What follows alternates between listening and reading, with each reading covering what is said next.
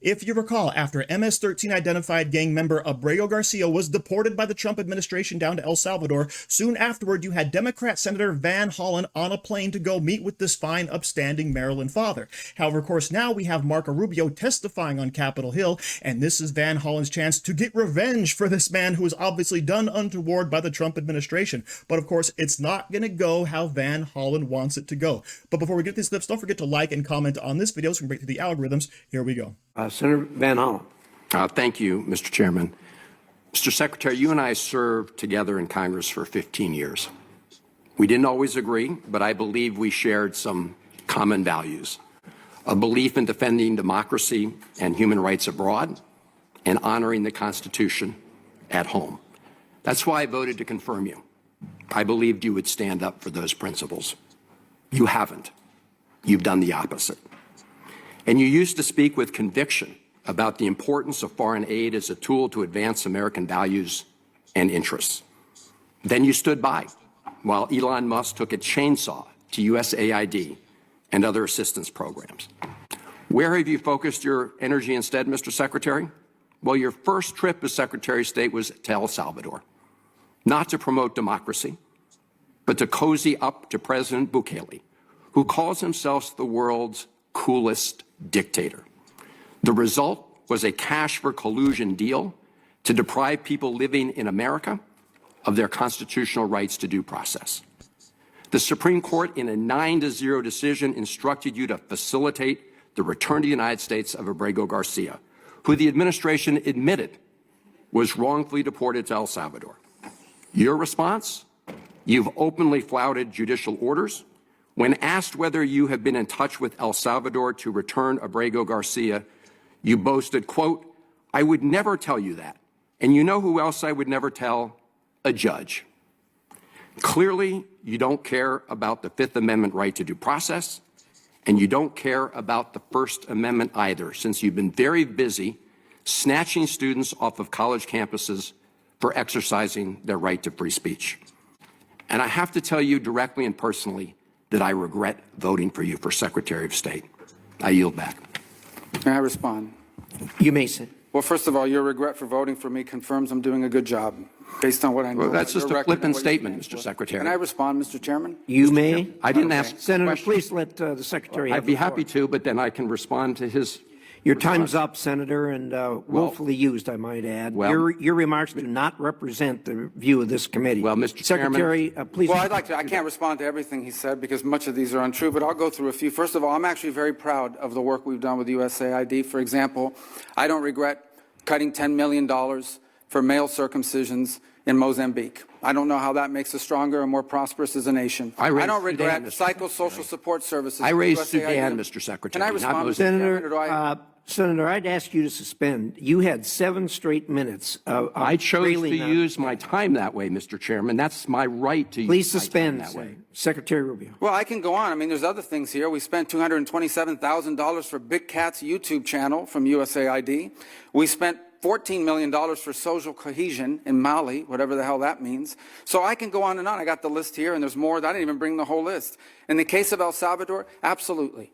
Absolutely. We deported gang members, including the one you had a margarita with. And that guy is a human trafficker, and that guy is a gangbanger, and the evidence is going to be clear. In the days to come, you're going to see who you went to defend. I'm sorry, Mr. Chairman. Secretary Rubio has the floor. Mr. Chairman, he can't make unsubstantiated comments like that. Secretary Rubio has the floor. You had Secretary your time. Rubio should take that testimony to the federal court of the United States because he hasn't done it under oath. Here's another point, okay?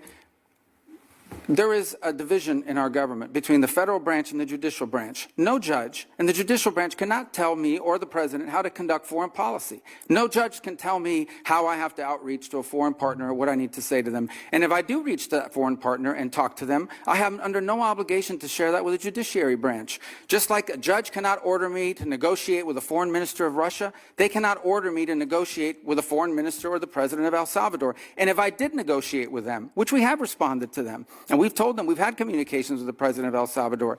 I am under no obligation, under our division of powers in this country, and to share with the judicial branch how I conducted diplomacy of the United States. It would actually be counterproductive. If I started sharing with courts, or frankly, with the media, my conversations with foreign leaders and all of their details, no foreign leader would talk to me again, and we would break trust with them. So I have complied with every court order. What I won't comply with is an order to disclose what I'm saying and what we're talking about with a foreign leader, because then they won't talk to me. Diplomacy doesn't work that way. About the student visas, let me say this. I don't deport anybody, and I don't snatch anybody.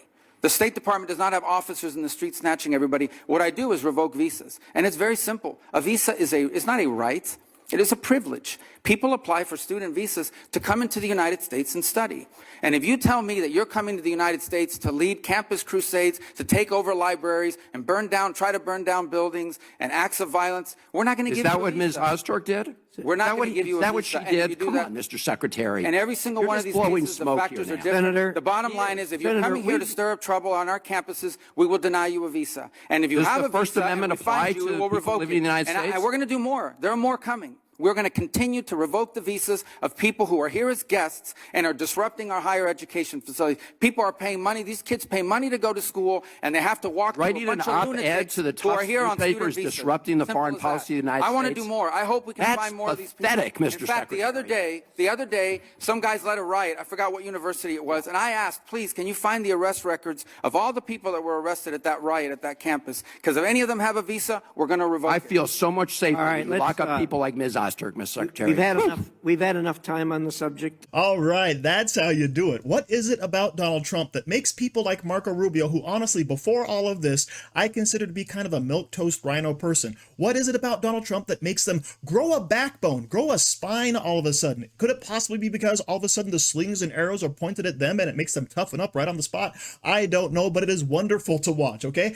Now, what we have to really think about here is, what's the purpose of having the executive branch? If all the executive branch has to do is get permission to exercise their constitutional authority from the judiciary every time they want to do something, then it serves absolutely no purpose. And that's exactly what Marco Rubio is saying. A judge cannot stop or force Marco Rubio to negotiate with anybody on Donald Trump's behalf. But of course, what you have here is Van Hollen coming out and saying, Marco Rubio, you have abandoned all of your principles. I used to respect you, but now you've proven yourself to be the worst person ever. But Marco Rubio is standing his ground. He is proud of the waste they have found U.S. aid and cut off. And he is proud to revoke the visas of the violent criminal protesters who are in this country as our guests, as a privilege, not as a right that they have, something they are granted by the American government. And if you come here and break our laws and be disruptive and make people feel unsafe and even cause damage, etc., you're gone, okay? Because as I said, it is not your right to be here. But of course, what Marco Rubio really goes after Van Hollen for is saying, hey,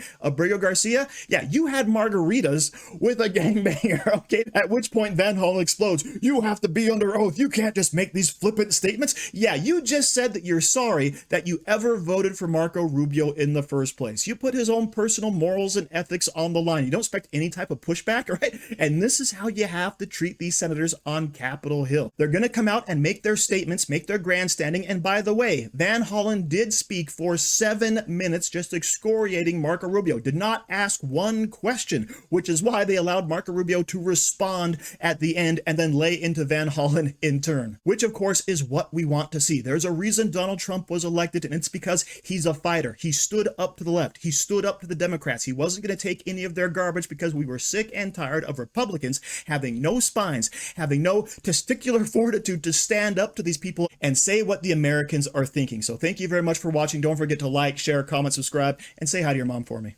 Do you like t-shirts? Of course you do. And now you can support the channel by buying an Angry Teacher t-shirt designed by me, Angry Teacher. So if you like America, if you like freedom, if you like liberty, then go ahead and click the link in the description, where all designs, of course, are 100% mother approved. So enjoy yourself and find something you like today.